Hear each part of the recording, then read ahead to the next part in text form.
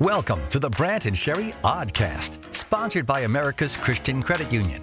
To order Brant's latest book, Life is Hard, God is Good, Let's Dance, or to find out more about the show, go to BrantHansen.com. So we just recorded a podcast. You're going to hear it here, and we want to give you a warning ahead of time. It's a special podcast, so Yes. it's on its own. It doesn't have any of the show in it. It's very personal, because my father died. So I want to talk about that and things I've never shared before and never felt like I should. But now I think it's okay. But if you've been through really difficult domestic violence or Family trauma, Family even trauma. if you're dealing with grief on your own, this may not be the may not be. podcast. And if you have little kids that listen with you, It might be much. yeah, So, but we do hope it's a blessing. I really do. I believe it will be. So, yeah, here you go. Hey, I want to let you know, I appreciate you listening to the podcast. Thanks for that. And my dad passed away a couple days ago. And so it's a complex thing, and you don't know how you're supposed to react. And then is there really a supposed to? And for my brother and I both, we were talking about this, like it's complex because my dad, I've never shared fully about my dad because when he's still alive, Yeah, I don't want him to, I don't know. yeah, I don't want to deal with it. yeah. And he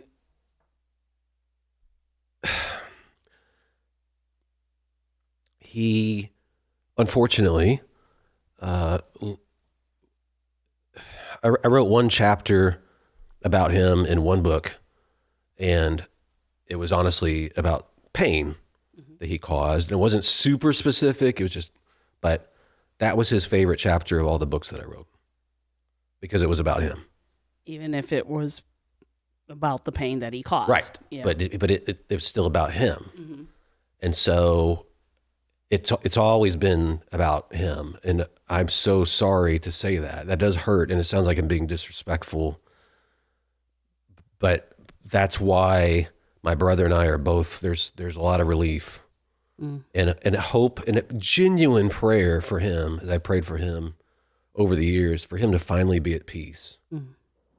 And one way or the other, he's a tortured person, and that God would have mercy. yeah, just have mercy on him. God loves him. We know that. But it's hard, and I know for other people who've had parents that have been disappointing Yes. or hurtful or abusive, which I would say that all counts here. That it's like, well, how do I process this? Yeah, when you told me, I actually did call my brother and say, how do you process? Because our dad is still alive, but Yeah. it just brought that up because, again, same kind of scenario. Yeah, and I'm gonna tell you a very specific story too. If in case you're listening and you're like, Brant, how could you? Like, it's your dad. You need to be crying. I'll just give you a taste, because my brother and I talked about this. Like, should we feel guilty? Like, maybe there'll be waves of bawling, and then I don't know. Whatever. I think you have to allow whatever to happen. Yes, that's true. And so I'm not trying not to or trying to anything, but just to give you a taste, like when we were in middle school, he came back to town. It was during my parents' first divorce, and my brother and I lived in a teeny tiny house with my mom. I want to say it was 500 square feet tops. And she slept in the tiny living room on the couch, and we had a bunk beds crammed into another room. But to just give some perspective, because I know if he was not there, it was the most peaceful. Yeah, I loved it. Yes. Yes, just loved it. It was I a know what that feels like. little tiny place that got bulldozed after we left. It was condemned and gone. But it was great to be at peace. Well, he would start showing up again, and one time he showed up and had us sit down. He was very serious, And so the three of us are sitting there. And how old are you at this time? I'm either 6th or 7th grade. I think 7th grade. Okay, so 12 or My 13. brother's 2 years older, yeah. Okay, so 12. Yeah, 11, 13 probably. Got it. Yeah, that's it. 11. Okay.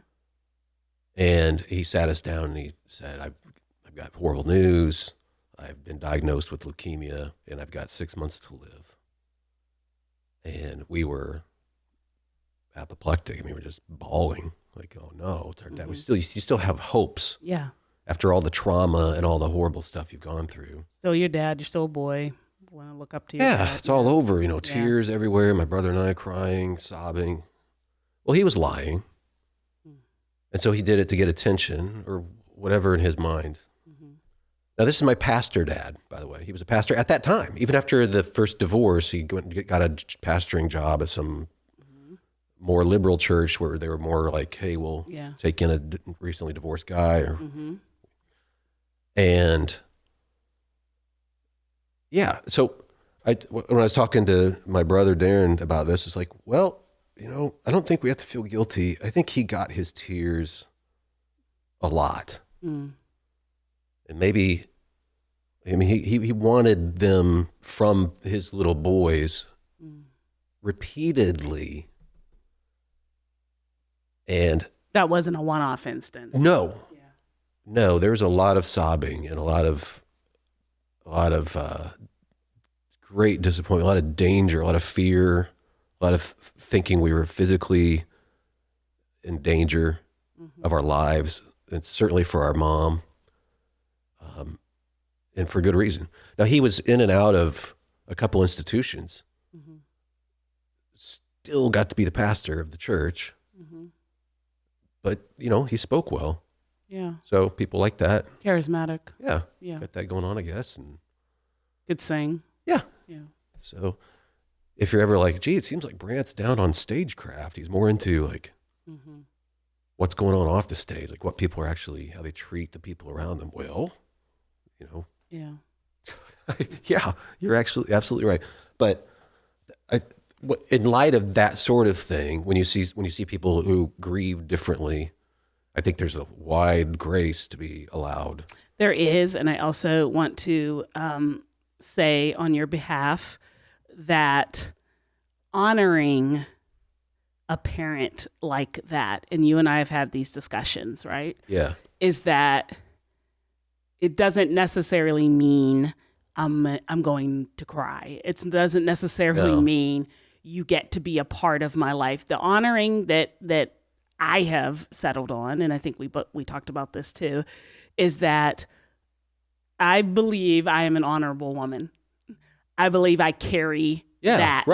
That's how you honor in this. And so if someone were to bring your daughter's name up, then that would bring honor to you if you allowed it. But I carry myself honorably. Yes. And that is how I honor you. That's everything in a traditional culture, which is what these words from the Bible are set in. Yes.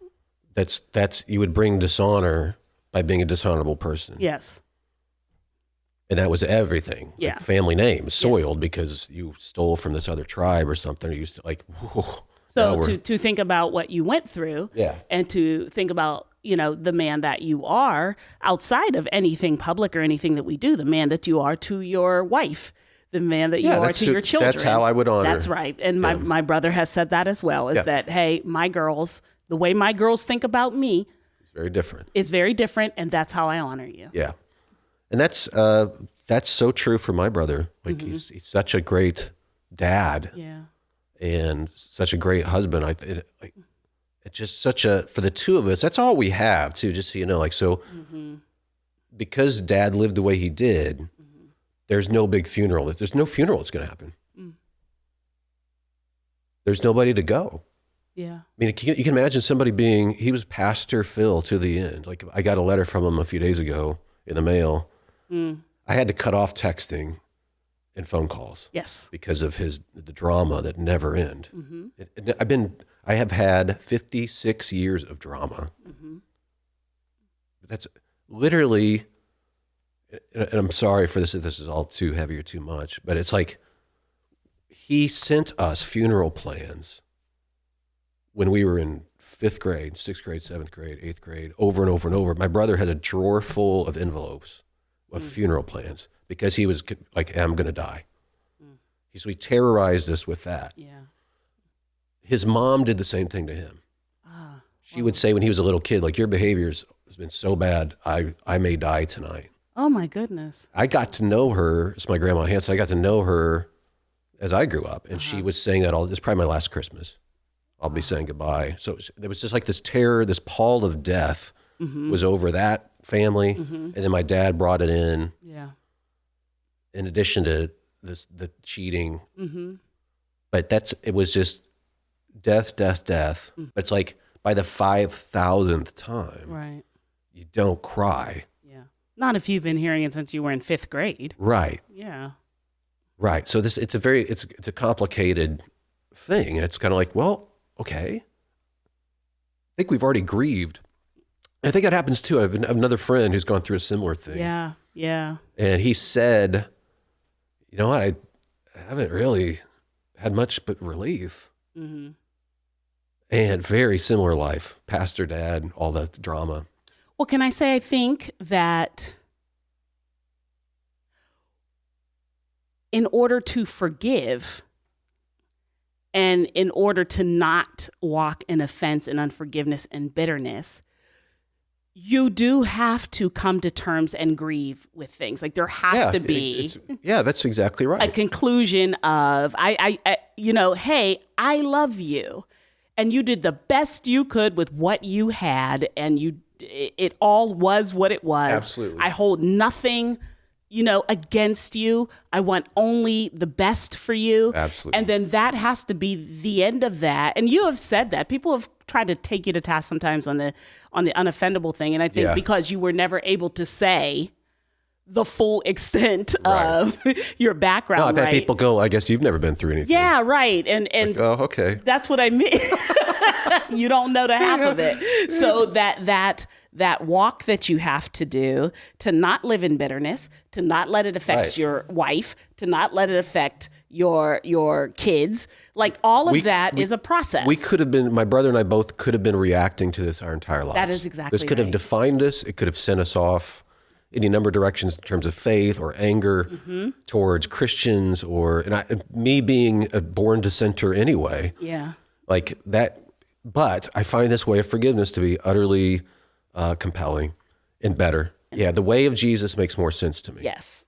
This wouldn't work though if the theology was just, I'm going to believe in Jesus, I'll go to heaven when I die. Right. Well, then I'm still going to be consumed with this anger. That's right. So when I'm telling people that forgiveness is freedom, I mean it because I don't want to be reacting to my dad my entire life. That's right. So I want to be able to focus when I'm talking on the podcast or to friends, or like I want to focus on the person who's listening, not grinding an axe against this thing. I remember diving out of the way of the car one time in the house because he was crashing into You drove into the house. He was in the garage, and the garage was connected to the house, and the car faced the wall that was the living room wall. And my brother and I were watching TV, and he gunned it and smashed into the wall. We thought we were going to get run over in the living room, so we went screaming out of the front door. There's another time it was across the front yard of the parsonage, and we dove out of the way. I don't know what he was thinking. I don't think, I don't understand. And yet we never cut it off completely. And my brother was very dutiful, and I'm relieved for him. But all that stuff where you're like, yeah, it's easy for you to talk about forgiveness. Like, well, no, I had to grapple with this because of this. Yes. Like, what do I do with this? Because I see it where it could destroy you. It doesn't mean you have to stay in relationship with them. Yeah, and that's the thing. When you would say that, you didn't unpack all of that, and so people didn't understand that was a reality of your life. It wasn't just some theoretical thing. Yeah, that was like I'm kind of torn because it's true. The stuff that happened, I'm just scratching the surface here, but it's true stuff. A lot of the cringe, the embarrassment, the fear. but I didn't want to talk too much about it because I didn't want to completely embarrass him. But on the other hand, honestly, he probably would have liked it. That's deep. Yeah. Yeah. And because there's a kind of narcissism.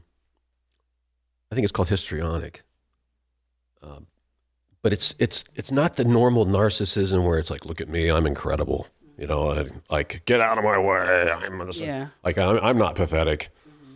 It's it's like, I'll take attention however I can get it. Even if I will be pathetic. Yeah. If that's what it takes to get your sympathy, I will do whatever it takes to get that. Mm-hmm. And so so it would be, oh boy, it was, yeah. So I'll probably write about this sometime, hopefully in a way that's a blessing to people. I hope you're not hearing in my voice that I hate my dad, because I didn't. No, that's why. That's why I put the honorable thing in there. That's why I put the unoffendable thing in there. Always was rooting. Always rooting for him. Yeah. Always hoping. And this is weird too. Sunday afternoon, I wasn't feeling well, but I hadn't watched an Illinois basketball game all season. And I'm like, well, I'm not being productive anyway. I might as well watch. Can't write right now. I don't feel good. Yeah. So I recorded it on my iPad.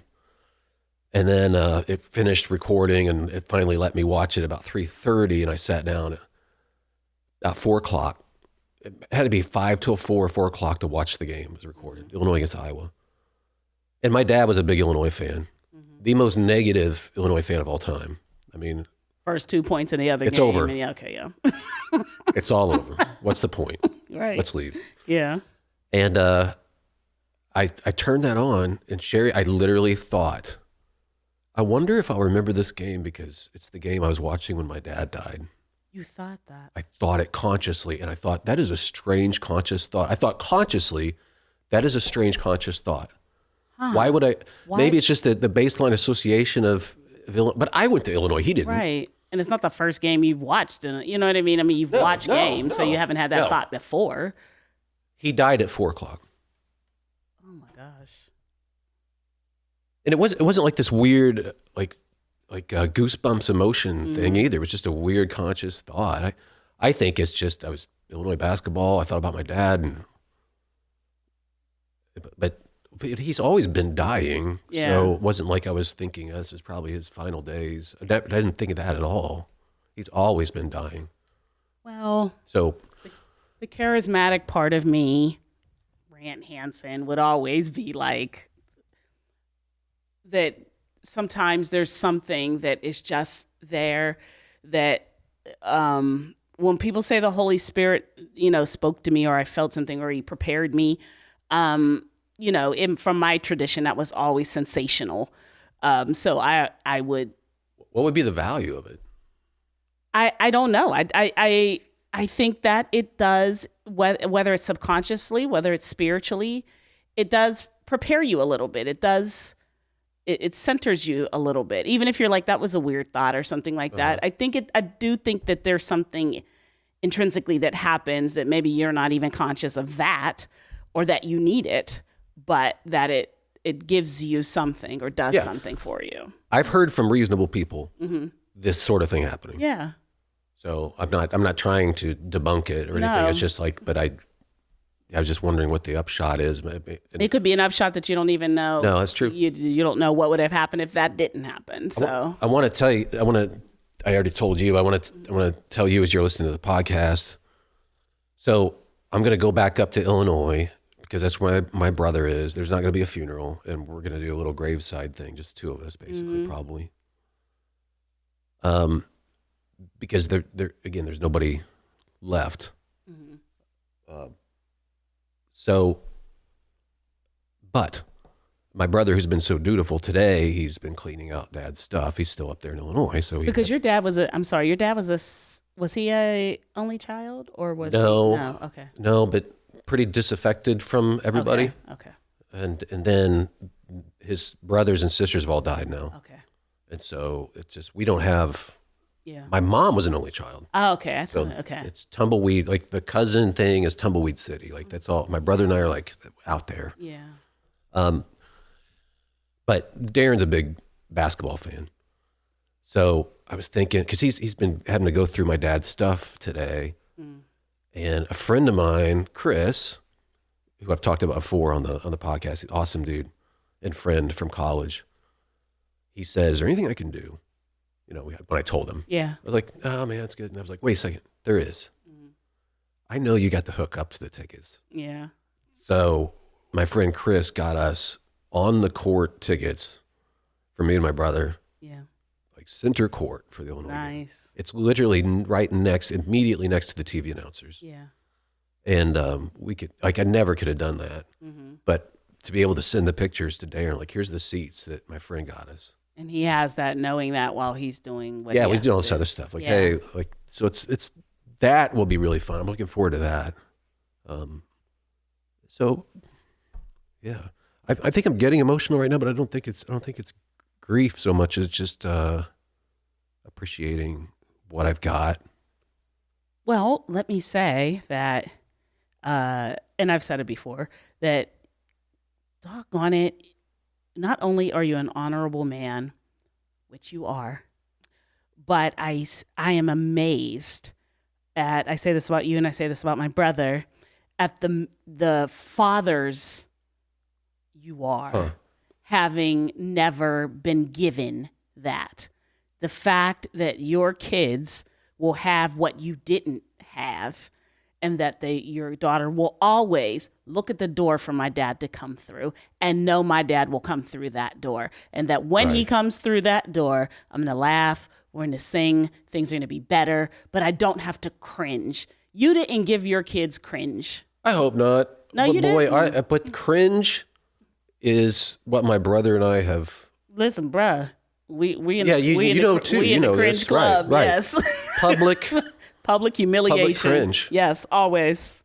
And so the fact that you would turn around and that not be I hope not. your legacy. I don't think it is. And I'll say this, as Darren and I were talking, it was like Darren couldn't think of a time that Dad encouraged him, and I couldn't either. And then I remembered one. Okay. There's one time I spoke at a big youth thing, and my dad was there. How old were you? Gosh, I had to be 30. Oh, wow. Okay. Family, all of that. Married family. Yeah. But I went to speak at this thing that Darren had organized. Okay. Darren's dynamite at organizing big stuff. And I spoke, and it went well. Yeah. And then Dad and I got together at McDonald's fairly soon after that, and he had a list of why what I did was awesome. Wow. And he's like, first of all, the first story you told was brilliant. What an analogy, you know. And then you got people thinking. Then they softened up and listened to this. And then when you said that, it really broke the mood, like lightened it. And then how you ended it. And then but he had very specific encouragement. Like, I remember that. Yeah. That was cool. And I also remember he came down when we lived in Houston, and he visited us and he just played with the kids. He played really well, and they loved it. Yeah. He played Uno with them. And then, those two things I'll grab onto. Yeah. I think I when you think about things like that, the way I've tried to reconcile it is, in my journey of forgiveness, is that that's probably the man you wanted to be. Yeah. Right. You just couldn't, for whatever reason, however, you couldn't get there. Got But that's distorted. I think desires distort. Yes. And it turns you into a monster when you give into desires over and over and over again. You just actually become that thing. And that is everything from, illicit things to hamburgers. Yep. When you just keep giving yourself over to that desire, you become that thing. And I think little glimpses like that are like, it helps in the forgiveness journey of saying, you know what, that's probably who you wanted to be. You weren't that to me in any consistent way, but there was a long list. There's so long that I'm sure I'm forgetting many deliberately. Yeah. Sometimes my brother will say something and I'm like, oh, I didn't remember that. Oh, that's right. I'm that person too. That must be an older, younger thing. It is. Where like the older one is like, did you remember? Because my brother is like that, where he's like, what? Oh man, I think the younger, instinctively, that's why what you're doing for your brother is beautiful, because I think instinctively the older one realizes we're in turmoil and like, we are, you don't remember this. And you're trying to protect the younger one a little bit to try to keep the younger one from, seeing what you... He protected my mom. Yeah. Like literally interfered physically because she was being attacked by a 6'3", and she's 5'1". I mean, he's a big dude. And that's a weird thing too, when you've got such a large person with a big voice and big personality. And Darren's 5'8", I'm 5'10". Yeah.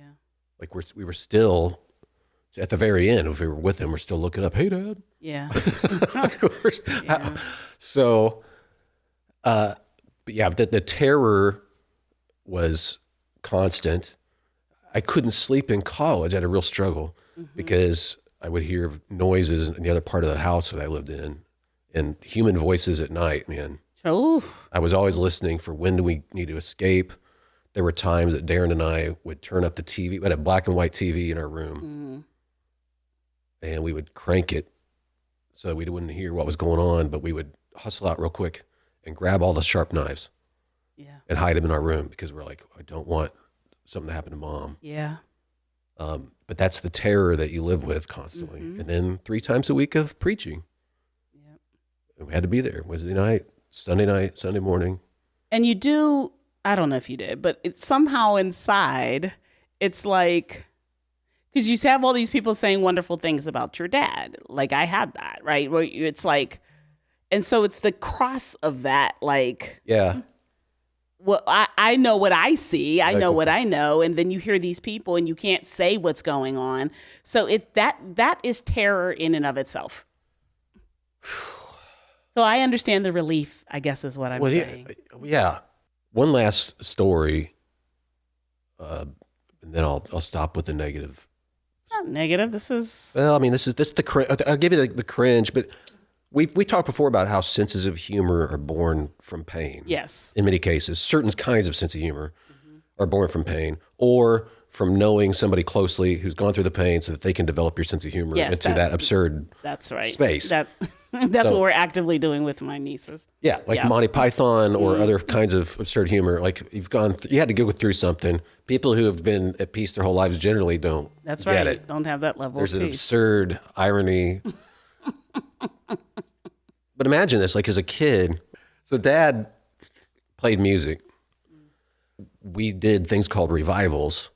Oh, yes. Yeah, week long. All week. Oh, yeah. Yeah, and he would bring in a speaker sometimes, or preacher Phil. My dad would do it, and Or you bring in like a guest. Yeah, music guest. So we brought in the Gospel Couriers. Okay. And they sound powerful. They sound powerful. They came into town. They rolled into our little town with their bus. So everybody's like, "Whoa, we got a bus!" Courier's got a bus. The whole town. I was like, "Look at that bus! There's a bus here in town all week long."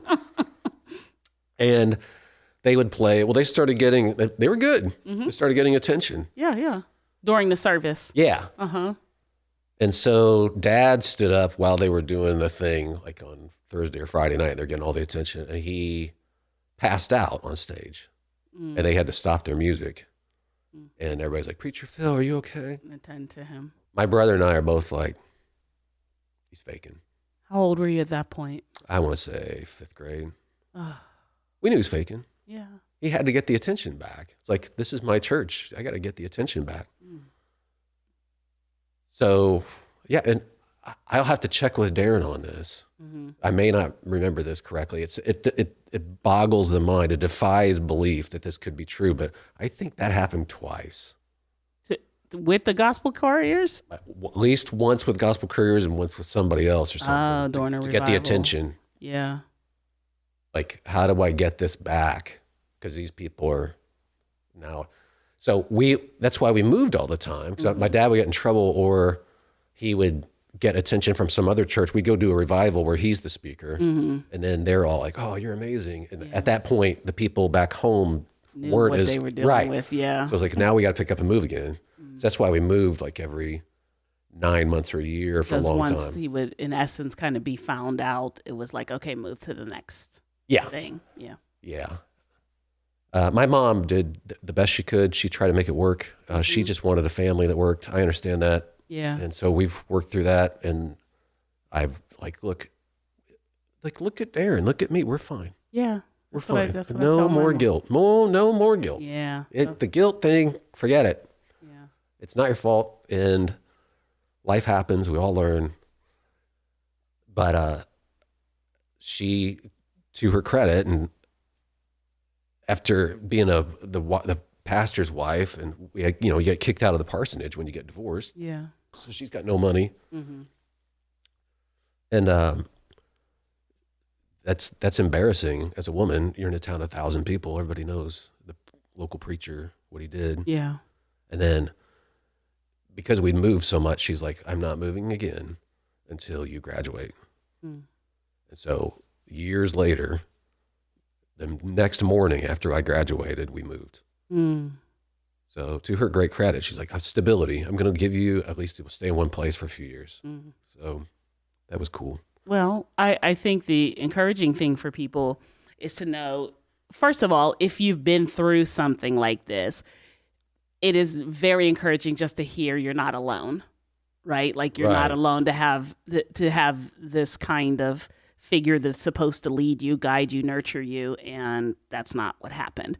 The second thing is that there is hope that doesn't have to be the definition of your life for the rest of your life. Absolutely, yeah. That's a great takeaway. And I hope that you hear that, yes, all of those things happen. We went through that. And yet, God was faithful. If I turn my face towards him, if I honor him, that does not have to define the rest of my life. And we are both witnesses of that. Absolutely. And the power of, like you talked about, the forgiveness thing, the freedom that allows you to go ahead and have a life of blessing. Because it untethers me from it. Yeah. I'm not tied to it anymore. Yes. And so Darren and I and you, our lives have been completely focused on other stuff. Yes. It has not been defined by this. Right. That's so wonderful. Darren's got 4 kids, and they're all awesome and smart and funny and fun to be around, and they love him. And of course, I got the 2 little grandgirls, and they have no understanding, and they don't need to. It's awesome. That's the beauty of whatever that was. Yeah. It happened. It doesn't go on through the rest of your life or the life of those whom you are in charge. And I think the men we need, that's really what it's about. Yeah, right. This garden over here, that guy didn't keep that garden well, and whatever. But my garden. Well, he was the creature in the garden. He was the threat. Yes. He was the snake. Right. Like, instead of protecting it, right. You're the threat. Yeah.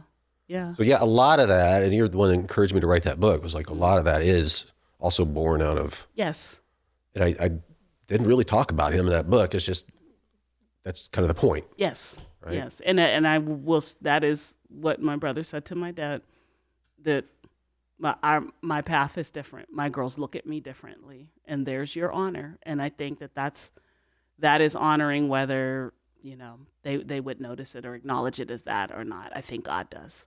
The one other takeaway too, maybe we hit on this, but if you've lost a parent, or if it happens to you, where it is really complex like this, I don't think Darren or I should feel guilty for not feeling how someone might in a normal circumstance or in a positive one.